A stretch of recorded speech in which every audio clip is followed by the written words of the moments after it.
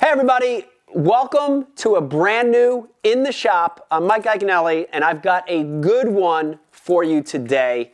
Very timely one with this early pre-spawn period, pre-spawn bass fishing.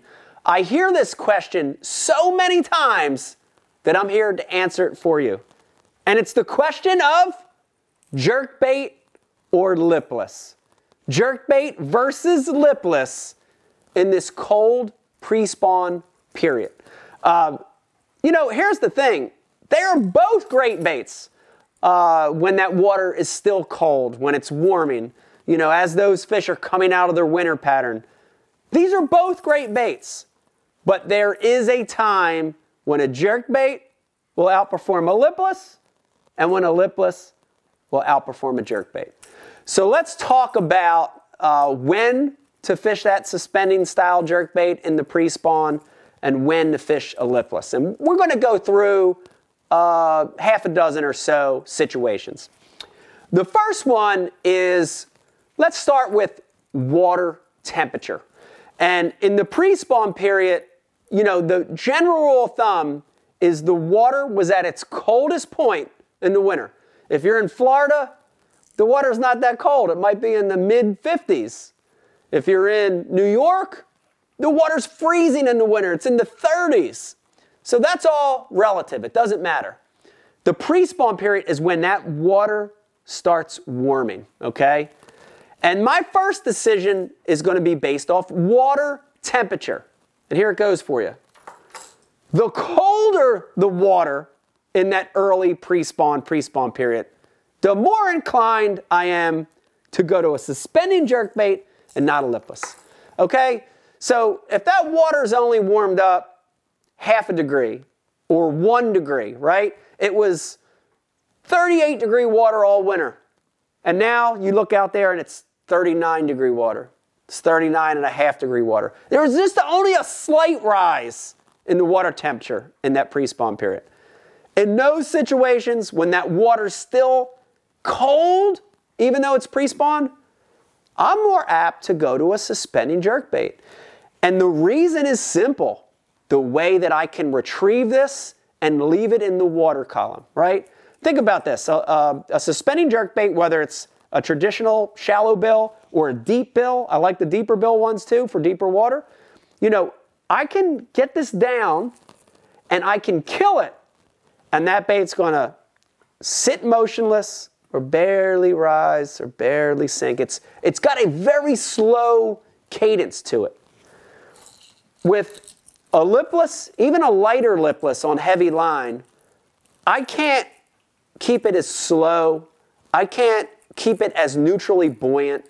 So when that water's still very, very cold in that early pre-spawn period, that suspending jerkbait gets the nod.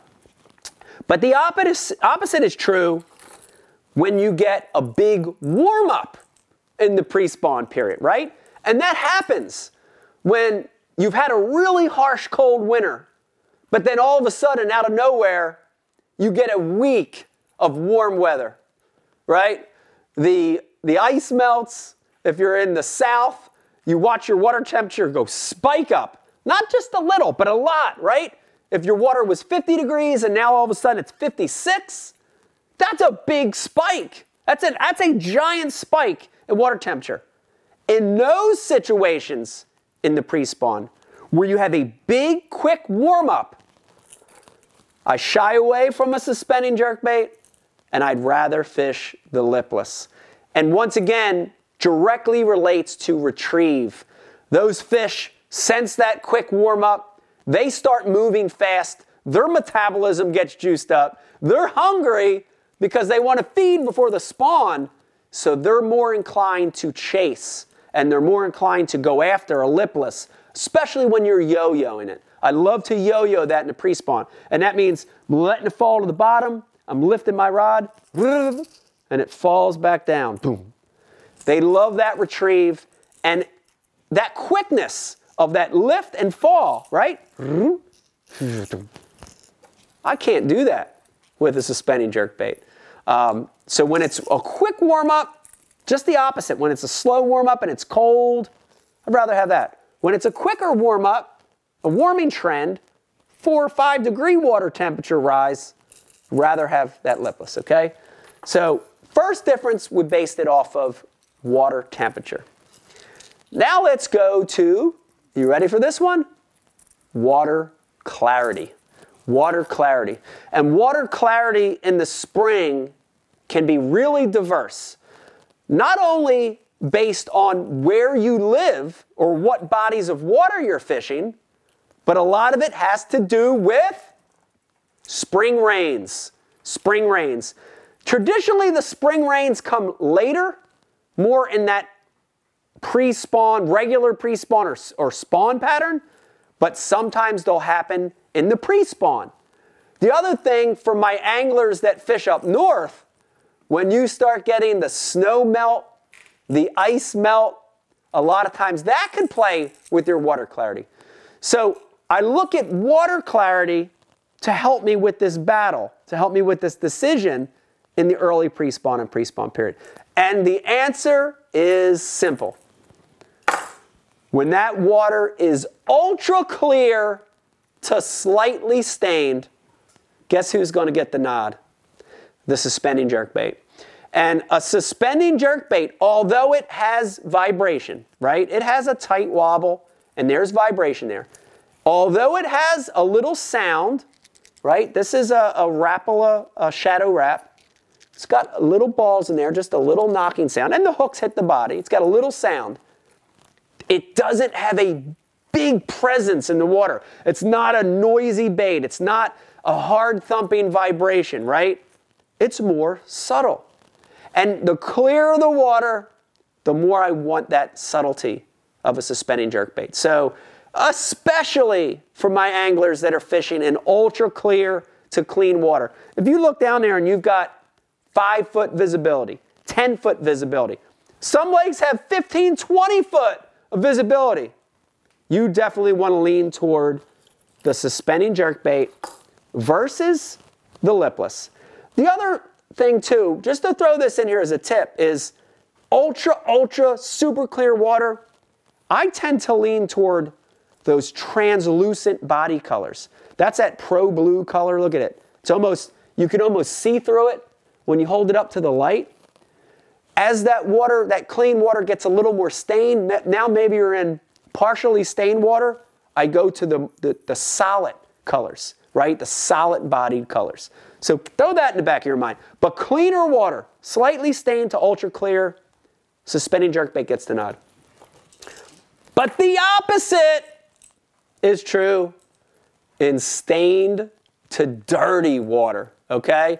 So now I'm talking about stained, pretty stained water, all the way to the dirtiest water you've ever seen in your life.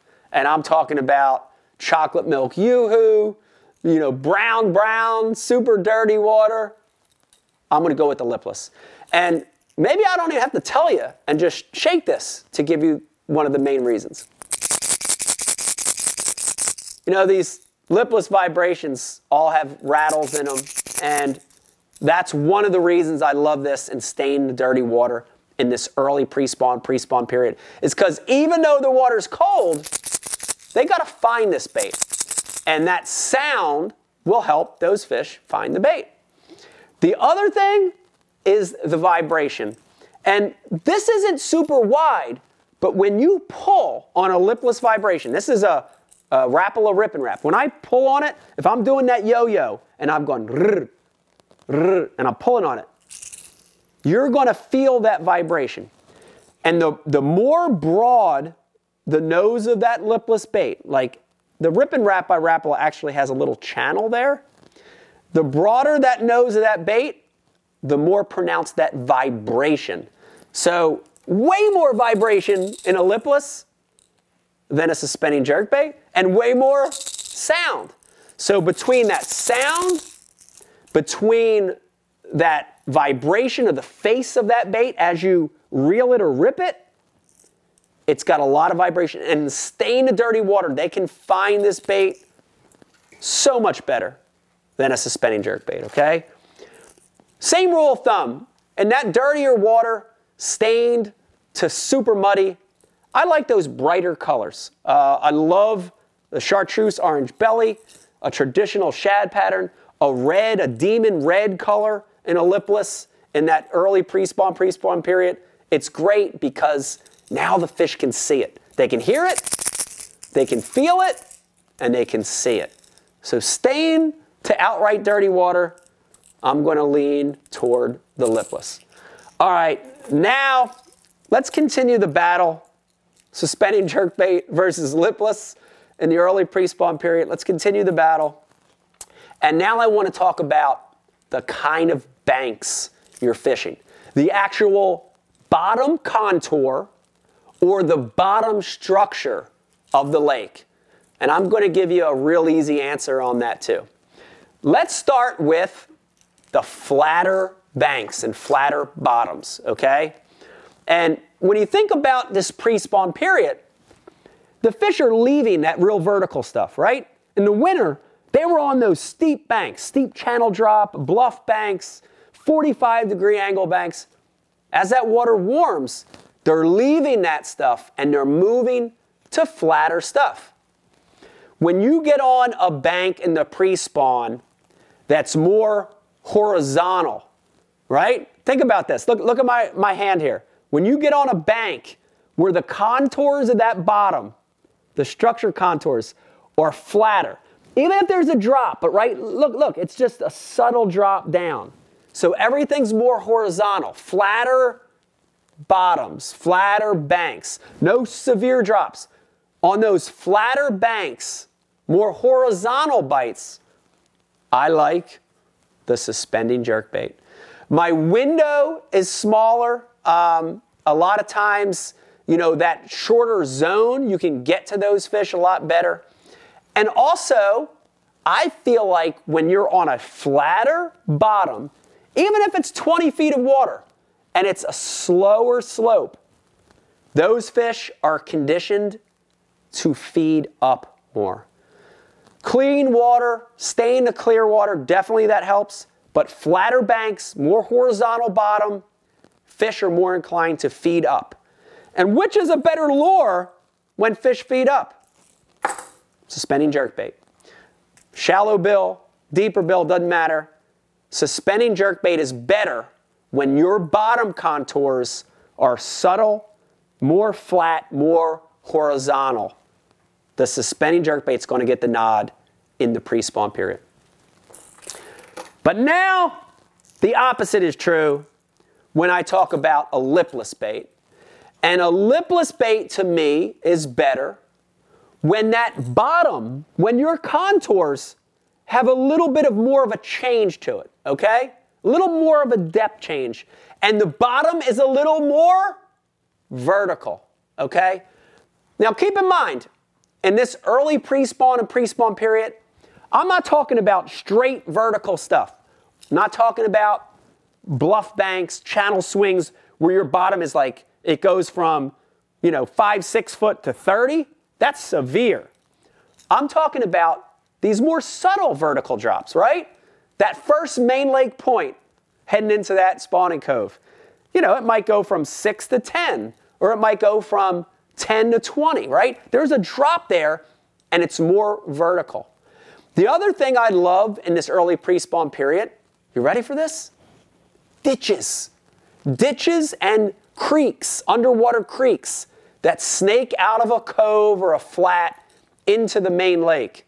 And those ditches, when you look at them, if you look at them on your graph, it's going to be 7 foot, 7 foot, 7 foot, 8, 9, 10, 11, 12, 11, 10, 9, 8, 7 foot, 7 foot, 7 foot. You can see them. They're little ditches that traverse that flat. Think about that contour. Think about the bottom. It's not horizontal. It's not slowly tapering. It's got a little bit more of that to it, right? More vertical. In those situations, that gets the nod. Because think about, that's a sinking bait. A 3/8, a half, a 3/4, whatever size. You can control this and get it down those breaks a lot easier than a suspending jerkbait.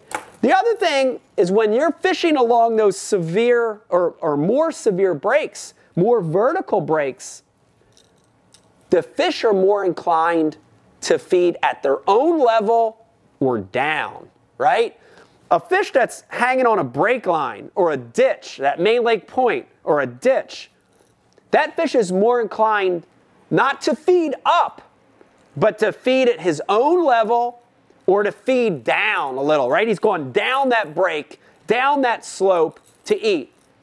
And I can fish a lipless vibration down a lot more than I can that, right? So fish that were feeding up on a flat, a horizontal bottom, suspending jerkbait gets the nut. Fish that are feeding on a bottom contour that has a more steeper break, it has more vertical break to it in the pre-spawn period, lipless, because I can fish it that much easier. There's a couple big ones for you, and this battle is going to continue to go on in the history of early pre-spawn and pre-spawn fishing. There's not a right answer, but hopefully some of those gave you a little idea of when to pick a jerkbait over a lipless and when to pick a lipless over a jerkbait. I wish they could just be friends. They're always fighting. Listen, I hope you enjoyed this episode of In the Shop.